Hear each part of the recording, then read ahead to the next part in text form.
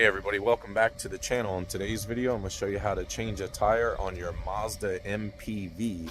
This is a 2004. Okay guys, so the first thing you want to do when you're changing a tire on one of these is you want to go ahead and set your emergency brake. Open up your door here, and right in the middle here you have this lever. Go ahead and pull that up, and that's going to make sure that your vehicle doesn't roll off of the jack and fall over, because they will fall over, especially if you're using the small little factory jack. So open up your back hatch, and then back here in the back you're going to find your jack. It's right here. And to get that out, you just unscrew this, okay, like so.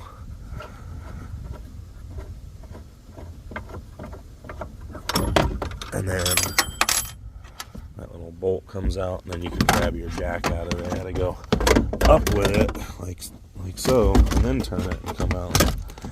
All right, we're learning. Okay, and then you also have this little case back here, right? And this is going to have all your tools in it, like your crank right here, which you're going to need for the jack. And then the customer had already gotten some of the other stuff out, which is right here. All right, so looking at our lug nuts, we want to make sure they're all identical, and we can see that one is different. So if one's different than the others, that means we have a locking lug nut. And you can see there, that's our locking lug nut. We're going to have to find the key for that before we continue, because if we don't have the key for that, then everything else is for nothing. So let's go ahead and find that. So your locking lug nut key is usually found in the glove compartment. It can be found in a little sack like this, or a little plastic bag or something like that, but this is usually where you find your locking lug nut key, either there in the center console, or sometimes people will put them in the back in that bag. So you want to look everywhere for this thing. Then you want to take this and put it on by hand and make sure it locks in. Okay, so there you go. And then once you can put it in and lock it in, you know you're good. Now the next thing that we want to do is we want to find our jacking point on this vehicle. So with our flat being on the front, our jacking point is going to be in the front.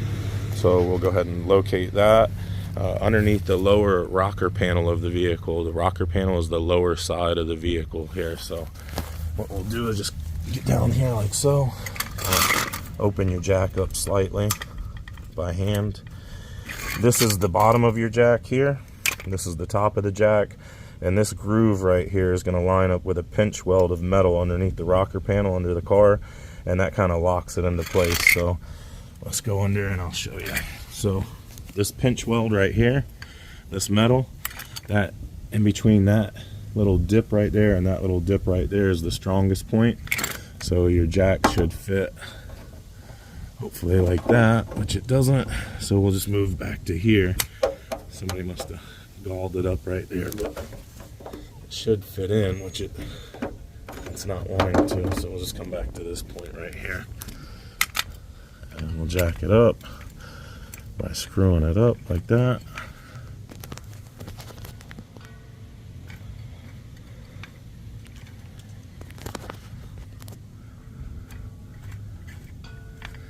And then once you screw it up into the spot right there, you'll see how it lands into the metal like it should, right? And then once you get it nice and tight, then you can get back up off of the ground. And your rear jacking point is the same stuff, you know, just find a piece of metal on there that it fits to. And then we'll go ahead and break our lug nuts loose next. Okay, so next we want to loosen our lug nuts before we start jacking the vehicle up and getting the spare out. So we'll take our lug wrench here, put it onto our lug nut like so. Okay, and then you just step on it. And that'll usually break them loose. And you can do it by hand too, like that. The customer did say he had already loosened up these lug nuts, so that's why that one's like that, and a couple of the other ones are loose. But if you can't get them loose by hand, use your foot like I showed you. And this one here, you want to be careful with that, because the depth of that key isn't very deep at all. It's actually very shallow, so you don't want to use like an impact or anything on that. I mean, you can, you just got to be gentle with it. And there you go, that's your locking lug nut, and that's the key. All right, so now we got those broke loose. we're going to go ahead and start lowering the spare, which is right here in the back. You just lift up the floor. You have a carpet in the way like that. You got to move that out of the way, lift that up, and then you're going to have a T-handled looking tool, right? And this is going to fit down into here, into that little provision there, and then you're going to crank it counterclockwise. So put that in there, and we'll grab our crank and start cranking it. This is your crank. The tire iron has that little groove in it. Just line that up there, like so, and then start cranking it.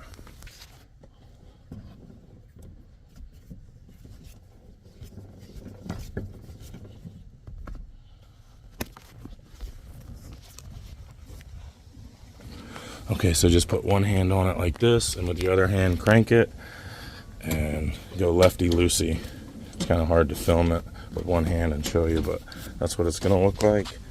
And then underneath, this is what it's going to look like. The tire should start lowering down for you.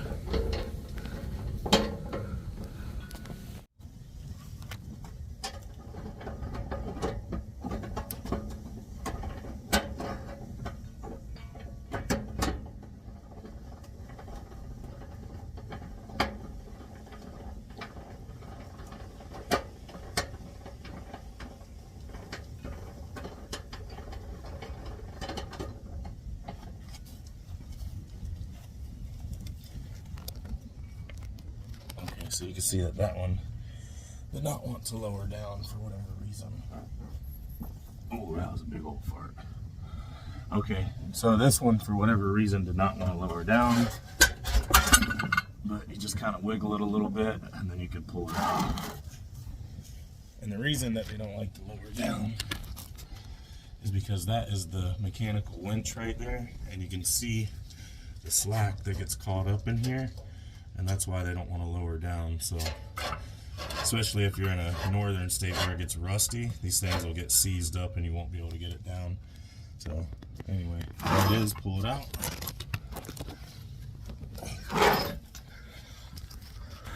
Okay, so then you got this little tab one here. I think you gotta turn, oh, this one. You gotta turn this little tab right here, like that, and then it'll fit through.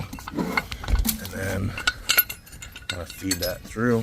All right, guys, so these spares are always flat. You can see there that one's flat, so I'm gonna grab an air compressor and pump that up to 60 psi.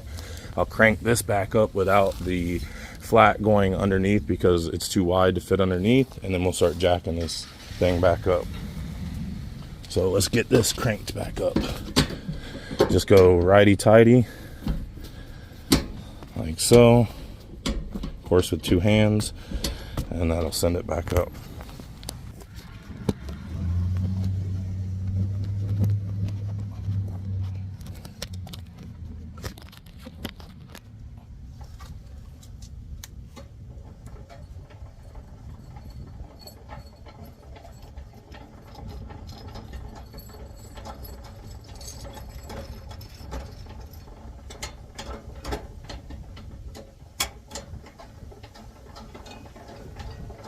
So now it's time to jack the vehicle up. You take this tool with the little hook, put it through there, and then take your tire iron and feed it back this way.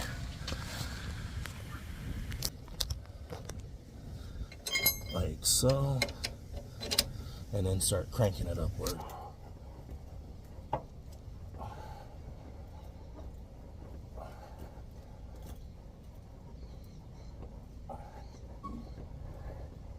Okay, so like I said, these are always flat, so I carry this Milwaukee little portable air compressor from Home Depot, and it will stop itself. So we'll go ahead and put that up, and we'll get these lug nuts off.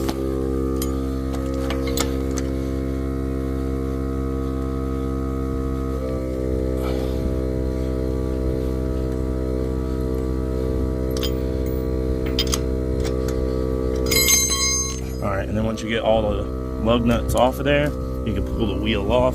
If it doesn't want to come off, just give it a good kick and it'll come off. There we go. And then once this pumps up, we'll put that on.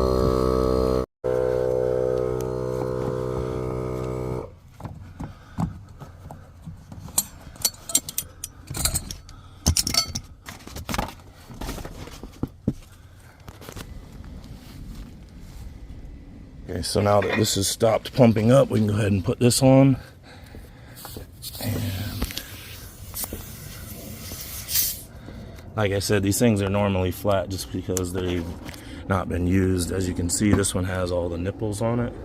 Those little like rubber hairs sticking up, those are little nipples, little wear indicators. And so they would wear off typically in the middle first, so you can tell this one hasn't been ever used before.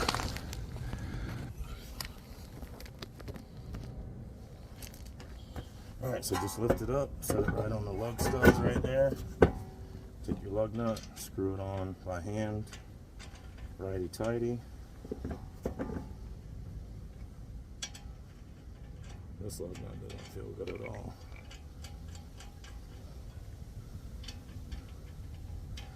If they don't feel right, pull them off. Yeah, I don't think that one's the right one. So here's a good time to show you guys this, right? So this lug nut looks exactly like these other lug nuts, and it might be the same, I'm not sure, but it definitely has damage to it. So if you look inside, you can see it's been kind of wallered out. And then when we go to put it on our stud, you'll see it goes like 5 threads in before it starts catching any thread. You don't want to put that on. If you put that on, it's probably going to get cross-threaded and seized and not want to come back off. So for whatever reason, that is just a damaged lug nut that you don't want to use. So we won't use that one. They should screw on like that. The first couple of threads, not on the 5th or 6th one. See how that one goes on the first thread and starts threading on. It's having a little difficulty, but move on to the next one. These aren't doing the best. That one doesn't want to go like 2 threads before it stops. And I didn't want to go on this one at all. You can see a little bit of thread damage on that one as well. Well, it's going on all right now by hand. So go ahead and tighten them in a cross pattern. That's one across from the other. You can start anywhere you want, but you got to tighten them in a cross pattern so the wheel will seat correctly to the hub.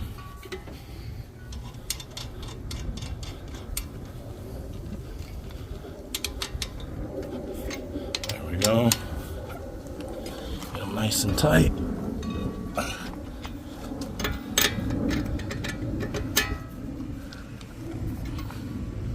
Righty-tighty. And like I said, in a cross pattern so they'll seat correctly.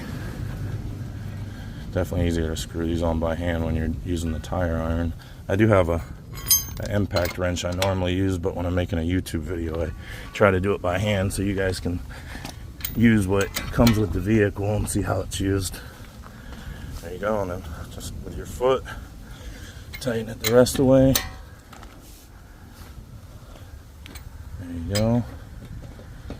And once you get them all tightened, go ahead and let the jack down and then retighten it once again once you get it on the ground.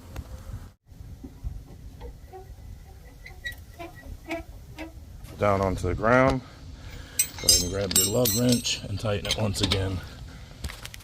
I just use my foot because I'm old and my back hurts, but my legs are stronger than my arms these days too. So as long as you don't overdo it, you won't over torque it, but it'll be tight enough to where it won't come off. And then these I wouldn't do by foot, but just do it by hand. Get it nice and snug. And there you go. You don't want to over tighten those. And that's our bad lug there, so I won't use that one. Put our cap back on. Release our emergency brake. And then we're all set. We already put our flat in the back.